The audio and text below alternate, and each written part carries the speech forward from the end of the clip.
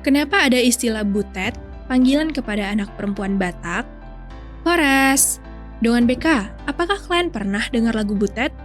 Lagu Batak ini mengisahkan perjuangan rakyat yang diciptakan oleh komponis Sidik Sitompul. Arti dari kata butet sendiri adalah anak perempuan. Jadi, kalau kamu dengar lagu Batak yang nyebut butet, itu artinya lagu tersebut sedang menyanyikan tentang seorang anak perempuan. Kata butet ini sering digunakan dalam lagu-lagu Batak tradisional, terutama yang bertemakan keluarga atau kerinduan. Asal-usul kata butet ini sebenarnya belum diketahui secara pasti.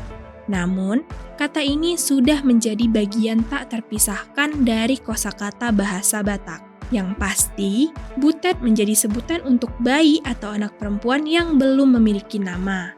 Istilahnya, panggilan kesayangan kepada mereka. Setelah memiliki nama, dia akan berhenti dipanggil butet. Biasanya, panggilan ini diberikan secara khusus kepada pasangan yang baru punya momongan. Jadi, apakah kalian dulu sempat dipanggil butet?